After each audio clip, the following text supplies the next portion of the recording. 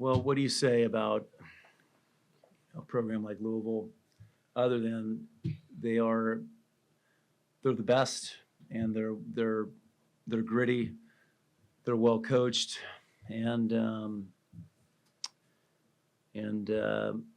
they've just been they've helped us and we've helped them over the years, and I think we're the only thing I wish is that we would have been on other sides of the bracket, so we both could have been there. But it's the draw we got, and they were incredible tonight. We felt like we had a good game plan, but it didn't matter. They were firing on all cylinders, and they were dominant in the middle. They started out with Iko dominant on the right side, but we just kind of kept hanging in there. We won the third, and I just think once Liv went on that service run in the fourth, we really got back to being just really aggressive, and the crowd helped. We felt the energy of the fans, and I'm just incredibly. I continue to be amazed by this group. Of just their will, and we're not done yet. Coach, obviously you were in that same position last week against Louisville, down 2 sets to start out. Any sort of difference between these two matches in terms of how you felt? Was there any doubt that you guys could pull this game out?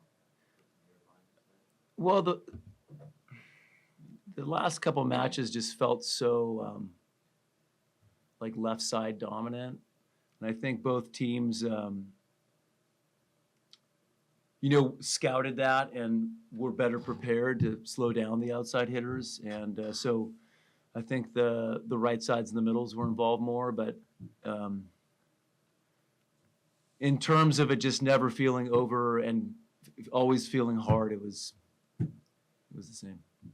Rachel and Torrey, it's kind of a nightmare scenario to be down 2-0 in a win or go home game. What's going through your head in those moments, and then when you guys go to break, what are you guys talking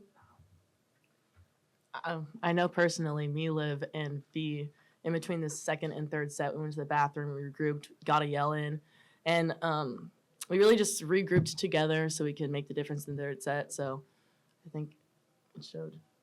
Yeah, I mean, when you're down 2-0 or 0-2, you literally have nothing to lose. Like, you have to give it your all, so there's no other option. You can't hold back anything, and I think that we executed well and giving every single play, every single touch our all.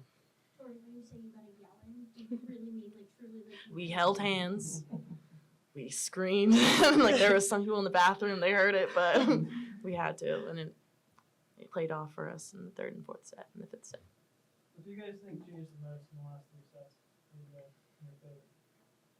I think personally for me, I was setting up the block pretty well for the right side.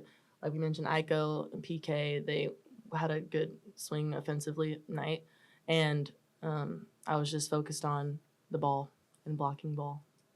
Yeah, I think as a whole, we just decided we needed to be the more aggressive team. A big key for our match today was attack the attack. So I think in our first 2 sets, we kind of were like passive at times, but then the last 3, we really, every single play, were attacking. You're obviously not going to be comfortable trailing 2 sets to nothing, but having been in a very similar position a couple of weeks ago, is there a calm, at least, to that set of circumstances? I think not necessarily a calm, but like a urgency and like a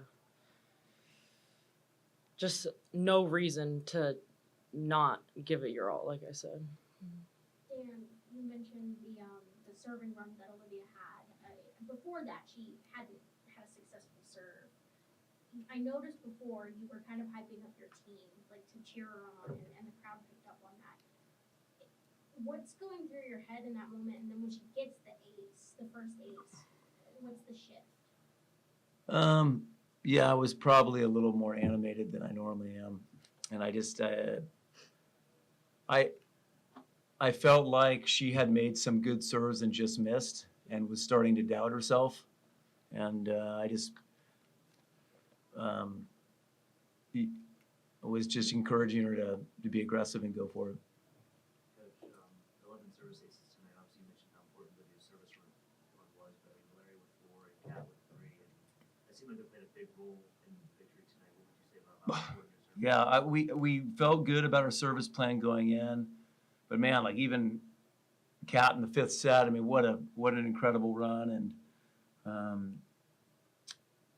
we've talked about it in other press conferences, but there's people look so much at who kills the most balls or maybe who has the most digs or assists, but a lot of times it just comes down to someone coming in for a 4-point service run to give you that separation, and so we got big lifts tonight. Rachel, you talked about in the past with your frustrations with the beer against you. How do you feel like you did today?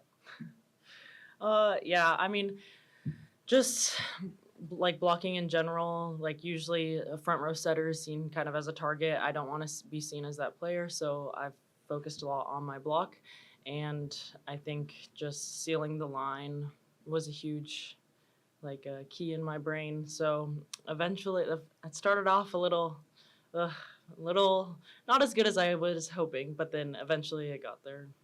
And yeah, I mean, it's just nice going up there knowing that like I trust my back row to dig a ball, so I just need to seal the line and they'll dig the cross. Yeah, you got the most wins for a Division I coach in so many years here in the last couple of years. You've been to the Final Four 3 times now.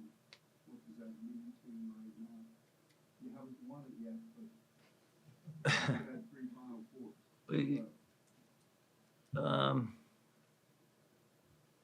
Again, like I'm not surprised because I know we have talent, but I guess I'm just kind of amazed, like at I'm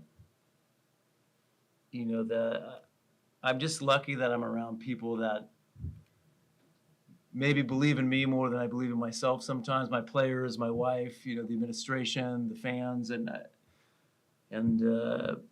but yeah, it's I do have the perspective of coming here 11 years ago and what I thought it could be, and this is just it's been very fulfilling professionally to see what it's become.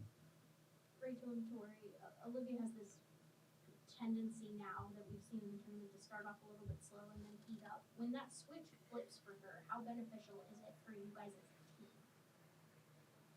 Yeah, I mean, Liv's a beast. She's unstoppable. When she's on and makes an impact for our team emotionally and as you can see on the court.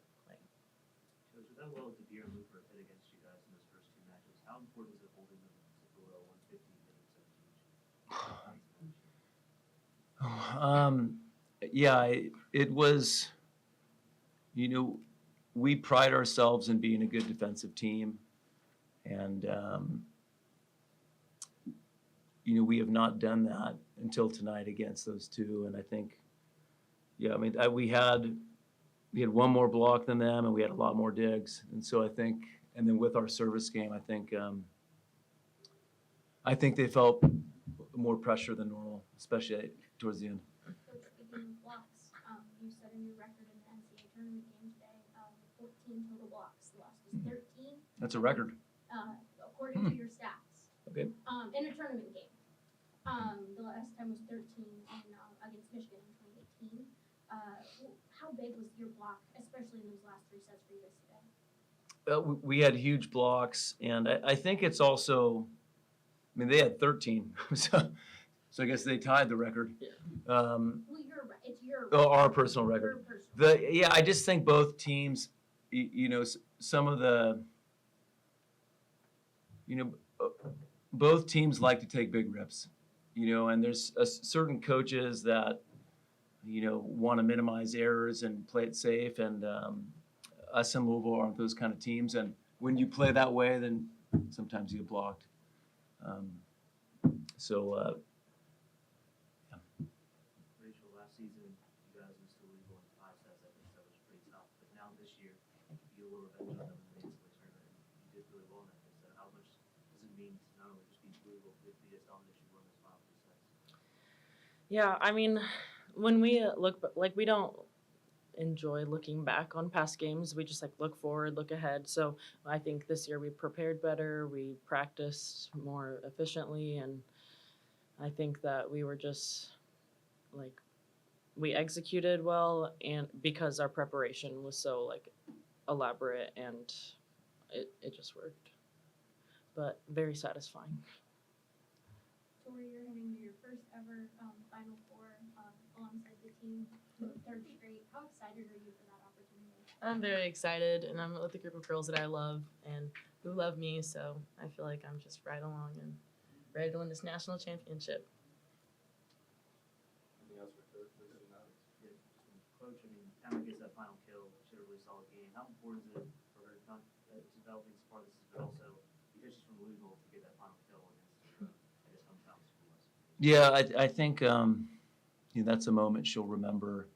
But more importantly for us, she was a little shaky our first two matches of the tournament, and she's continued to like get better and better and better, and that's a good sign for us going forward.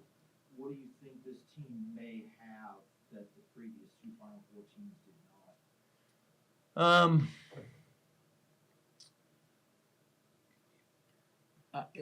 I've said this before. I think when we're at our best, this is the best team we've ever had. And I think we've had incredible players here, but when Olivia's going and our block and D's going, we put a lot of pressure on teams, and so we're going to keep working that so that you see the best versions of ourselves. And then coming up. finally, just speak to how much would it mean to the team in general, to you, to be the first ACC team to capture that ring? Well, I do. First off, I want the girls to do it, and then after that, it's probably the city of Pittsburgh, and then it's probably the ACC in that order. Torrey, you had a great run all across the board. Tying Klika and Diggs at 11, 18 kills, which is hitting a match high, and then hitting 37-8. What do you bring with you? I mean, so going into Tampa, are you bringing that with you? Of course, ended off the night with a dub. Yeah, I'm gonna bring the same energy, aggressive from the start. I feel like this is the way I ended is the way I intend to start for this next match. Thank you. Thank you. Thank you.